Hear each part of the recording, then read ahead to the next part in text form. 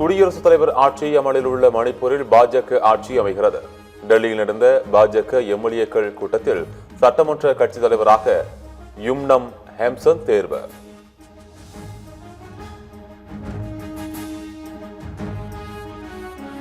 மக்களவையில் தன்னை பேச விடாமல் தடுப்பது ஜனநாயகத்தின் மீதான கரும்புள்ளி என ராகுல் காந்தி கண்டனம். ஒவ்வொரு உறுப்பினரின் உரிமைகளை பாதுகாப்பது உங்களின் பொறுப்பு என சபாநாயகர் ஓம் பிர்லாவுக்கு கடிதம்.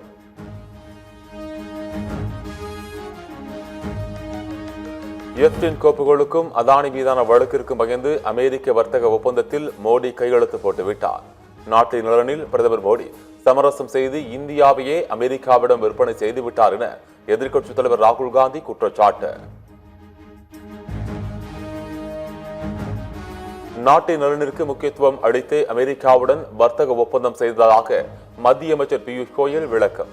அமெரிக்காவுடனான வர்த்தக ஒப்பந்தம் இந்தியாவின் எதிர்காலத்திற்கு பெரிதும் உதவும் என உறுதி.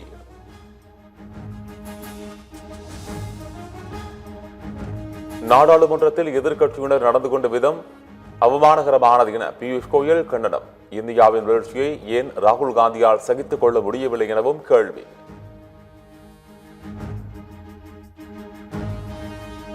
திண்டிவனம் பேருந்து நிலையத்திற்கு வைக்கப்பட்ட கருணாநிதி பெயர் திடீரென நீக்கம். இந்திரா காந்தியின் பெயரை சூட்ட வேண்டும் என்ற காங்கிரஸ் கட்சியினர் கோரிக்கை ஏற்பு.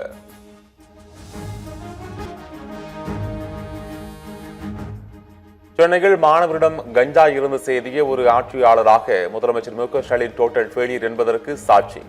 11ஆம் வகுப்பு மாணவரிடம் கஞ்சா சென்றது திமுக ஆட்சியின் வெட்கக்கேடு என அதிமுக பொதுச் செயலாளர் எடப்பாடி பழனிசாமி கண்டனம்.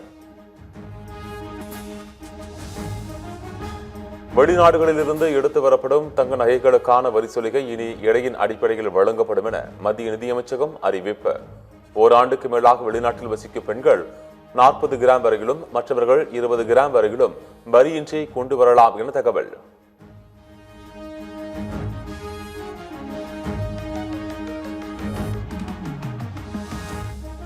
சபாநாயகர் இருக்கை மீது பேப்பர்களை கிழித்து வீசியதாக மாணிக்கம் தாக்கூர், சு வெங்கடேசன் எம்பி உள்ளிட்ட 8 எம்பிக்கள் சஸ்பெண்ட். தேச பாதுகாப்புக்கும் ஜனநாயகத்துக்குமான தங்களின் குரல் பாஜக அதிகாரத்திற்கு அடிபணியாது என மதுரை எம்பி சு வெங்கடேசன் திட்டவட்டம்.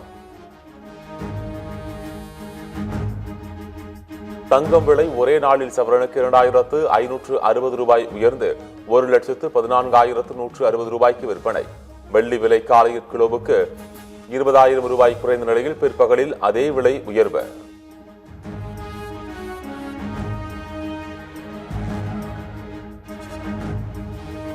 திமுகவின் தேர்தல் வாக்குறுதியான காலமுறை ஊதியத்தை வலியுறுத்தி தமிழகம் முழுவதும் அங்கன்வாடி பணியாளர்கள் போராட்டம். பணி நிரந்தரம் கேட்டு முழக்கம் எழுப்பிய அங்கன்வாடி பணியாளர்கள் கைது.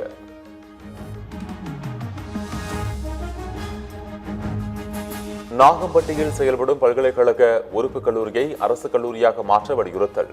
அதிக கட்டணம் செலுத்தி கல்வி பயில முடியவில்லை என கூறி தூத்துக்குடி மாவட்ட ஆட்சியர் அலுவலகத்தை முற்றுகையிட்ட மாணவர்கள்.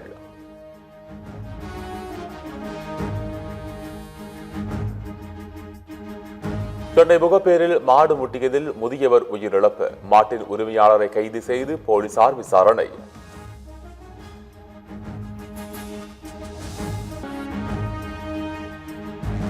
எல்லை தாண்டி மீன்பிடித்த வழக்கில் 3 படகு ஓட்டுநர்களுக்கு 6 மாத சிறை தண்டனையுடன் அபராதம்.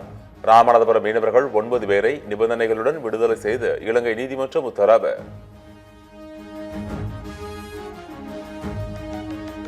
தஞ்சை மாவட்டம் பாபநாசம் அருகே முடித்திருத்தும் தொழிலாளி அடித்து கொலை. டாஸ்மாக் மதுபோதையில் ஏற்பட்ட தகராறில் 2 இளைஞர்கள் வெறிச்சைகள். ரஷ்ய கச்சா எண்ணெய் கொள்முதலை இந்தியா நிறுத்தவில்லை. இந்தியாவிடமிருந்து எந்த செய்தியும் வரவில்லை என ரஷ்ய அரசு விளக்கம்.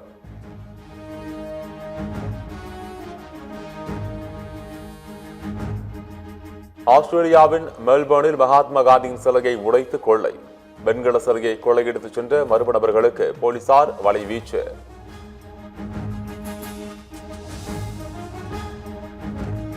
ராஜஸ்தானுக்கு சுற்றுலா வந்த இங்கிலாந்தைச் சேர்ந்த 2 பயணிகள் இந்தியாவை விட்டு வெளியேற காவல்துறை உத்தரவு.